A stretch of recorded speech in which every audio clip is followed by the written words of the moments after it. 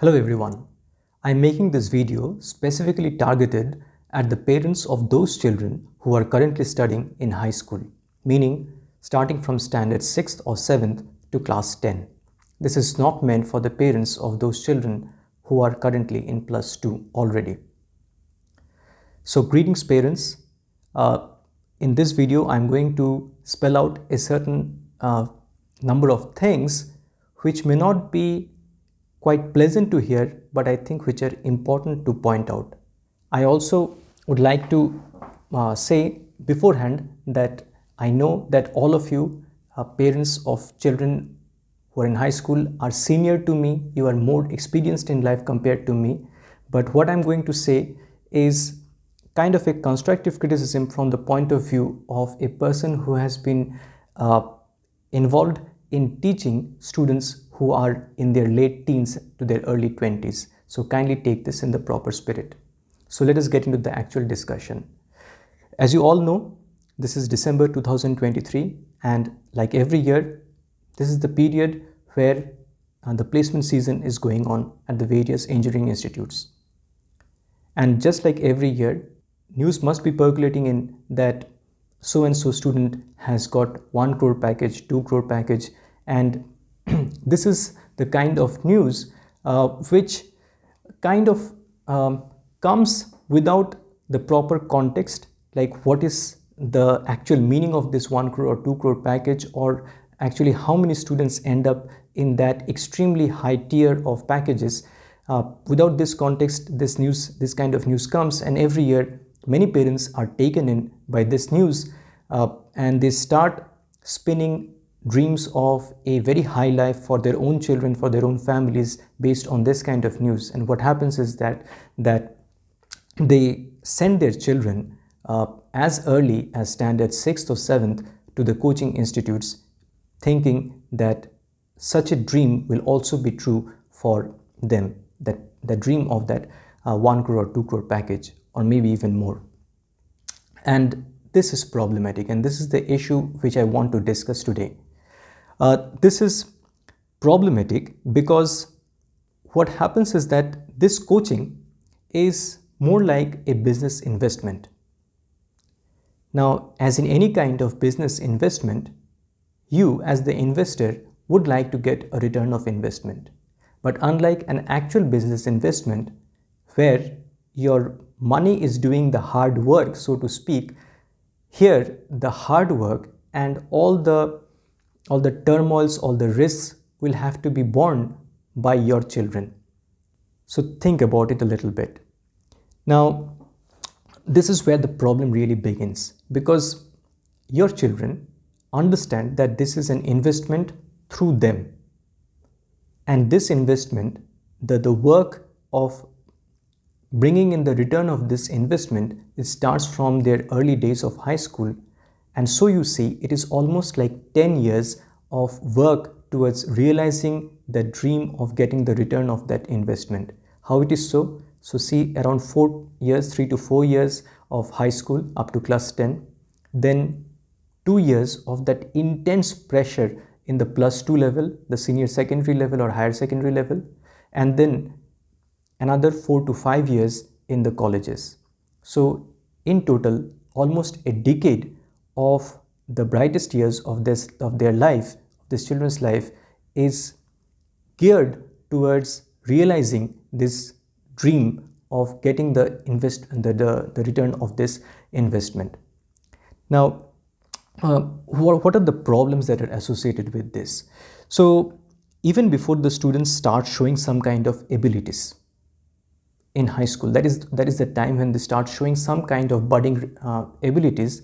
Even before they start showing this, when their parents send them off to coaching, they get straitjacketed into a very narrow kind of a preparation, a very narrow kind of like forced flowering of their abilities, which may not be there in the first place. It is also problematic in the sense that suppose you send them off to a coaching institute, and suppose, let's say,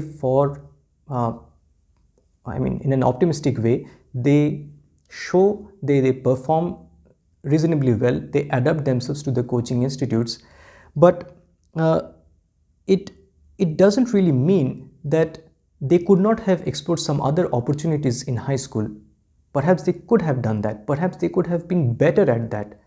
But the moment you send them off to the coaching institutes, they are not able to explore those kinds of hidden abilities at all. That is completely gone. That opportunity is completely gone. So what is the fallout of all of this? Again, let us proceed on this positive note, reasonably positive note, that they keep on performing well. They manage to get into some kind of their dream institute, perhaps one of the older IITs. But as a result of this intense, pressureful situation year after year that they have gone through, after they come to the IITs, and this is something which we as faculty members see each and every year, year after year, that many of these students, and I'm really sorry to say this, that many of these students, although they become IITians, at best they become mediocre IITians. It is also true that many students who have not gone through this kind of an intense coaching starting from their very early days of high school, maybe their rank was not that high in IIT JEE, in JEE, but once they come here, they start really flowering, and they actually, despite their not so high rank, it is they who start showing really glimpses of brilliance in the actual engineering studies. This is also very much true. Now, coming back to those students who have been going to these coaching institutes from very early days, it is of course not true in each and every case, but it is true in many of the cases that since they are in their last leg of their 10-year pressureful journey, because this is now the last 4 years of that journey, right, in the engineering colleges, what happens is that they are completely kind of worn out, burnt out, whatever you like to call it, and at the same time they are experiencing a newfound freedom for the first time in their lives, because the coaching institutes are extremely regimented. The +2 is like a race, okay, it's like a absolutely cruel race. And then finally, after they come, they kind of breathe a sigh of relief, and there's a lot of freedom in the engineering institutes, and they completely give up on any kind of competitiveness. They take it very easy, and the irony is that this is the time where they should not be taking it easy, but it is, I mean, this is the sad truth. Now, what also happens, and this is going back to the point of that return of investment, is that once they come to the engineering institutes, they are mature enough to start realizing by themselves that that dream of the 1 crore, 2 crore package, that is not actually a reality for every one of them. In fact, for the vast majority of them, this is not at all true. So a kind of frustrating disillusionment sets in from this realization, because the investment has already been done. The dreams had already been pinned on their shoulders, but now they realize that this is not going to happen. So even before they turn 25, by the time they pass out, they're barely what, 22 years old, 23 years old. By the time they pass out, they are kind of jaded in their life view. It is like even before they start their careers, they are in a kind of retirement mentality. I mean, it's all over now. I mean, they just coast along with some kind of a mediocre job or some kind of a, I mean, chalta hai kind of situation. Another important point which I would like to mention here is that many of these students who are reasonably successful,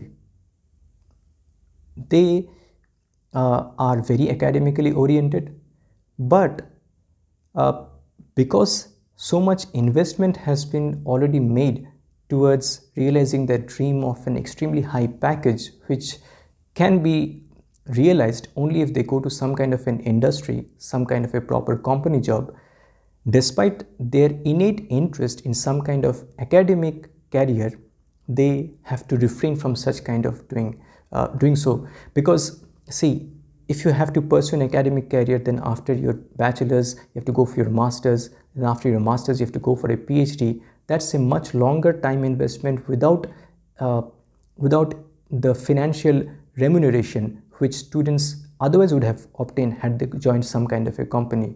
So because there's always this pressure of getting back the investment, getting back, realizing the dream of an extremely high salary, they refrain from going into an academic career, which is never high paying. So this is also a tremendously unfortunate fallout. But what I would like to point out here is that despite this bleak view of things, remember that this situation is still, it can still be counted as a reasonable success story for the students. Those who manage to get into their dream institutes, those who still manage to get some job. Okay, maybe it's not a 1 crore, 2 crore package, but it's a reasonably good job, good package. They settle down in life. Proceed, maybe not with tremendously enthusiastic fashion, but they get along in life. So I would still count this as a reasonably success story. But on the flip side, try to remember that there were also certain parents who had made this kind of an investment of sending their students to coaching institutes, but because of a number of factors, not the least of which is the fact that this sending off to a coaching institute with the expectation that they will perform outstandingly well and the actual ability, there's a massive disconnect between the two, the abilities of the students and these kinds of dreams and hopes.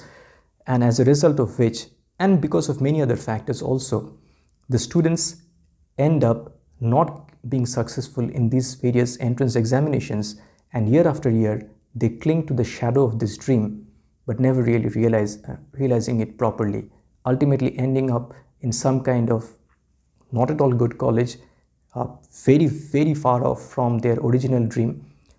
And at the same time, they have lost all the opportunities, that the other kinds of opportunities which they could have explored in order to realize some dreams which would have been their own. What I mean to say here is that they have basically gone around investing those years, the best years of their teenage life, in trying to realize the dreams, the second-hand dreams of their parents. Those dreams were not theirs to begin with, and now it's too late for them to maybe invest the time and energy to really flower some of the other abilities which they could have done had they not gone off to coaching so early. So my request to you as parents is it really wise to always compare your child without the sound basis of first exploring what abilities he or she has with other children who may already be starting to show some kind of serious academic abilities? This kind of an unfortunate comparison, if you keep on making, is this really good for your children? Is this really good in a genuine sense for your family? Just try to think of a simple example. We all know that cricketers, they earn like tremendously high amounts and they are rich and famous and everything. But many of you are, I need not say this, you are already wise enough to understand that it is strategically not wise to invest time, effort and money, serious money, into your child if he or she is not showing some kind of serious cricketing ability, or for any other matter, maybe abilities in acting or of whatever it is that makes people rich and famous. You are well aware of this kind of a situation, that it is not wise to do such kind of a thing. So when you know that there is a serious involvement of a certain kind of a very specialized ability together with a lot of luck involved, it is not good to invest in those things. Then why would you, even before realizing that whether your child has a special kind of an academic ability or not, why do you want to push him towards coaching? I am not saying at all that you should not send him to coaching maybe in +2, by which time you would have realized that yes, he has some kind of a special ability, maybe he or she is good in maths and physics, things like this, at which point it would make at least some sense to send them. But sending it as early as 6th or 7th, when you may not have realized that that ability exists, is it really wise? So is this kind of a situation not similar to sending off your children to some kind of like expensive cricket coaching academy without even realizing whether he can bowl or bat? Try to think about it. So uh, my very polite, request to you was that first please explore whether, I mean, whether your child really wants to go for this kind of coaching or not, whether he or she even, probably wants to explore some other kind of things. And please, for God's sake, please do not compare what your child is showing right now, whether if he or she is in class 5, 6, 7, these early periods, with what other people are with what other people's children are doing. Maybe some children flower a little bit early, they show some budding talents a little bit early. So it would not be wise at all. So just think, okay, down the line, if you make this investment without really exploring these abilities, your investment will be gone, your child's career will also be gone, what could have been otherwise. So what is the benefit? So on that note, on that rather poignant note, I will end this video, and I apologize if my questions had seemed a little bit rude to you, but if my questions, if my discussions induces at least some discussion towards this end, I think it will be some success for this discussion. All right, thank you very much, and all the very best to your children and to your family.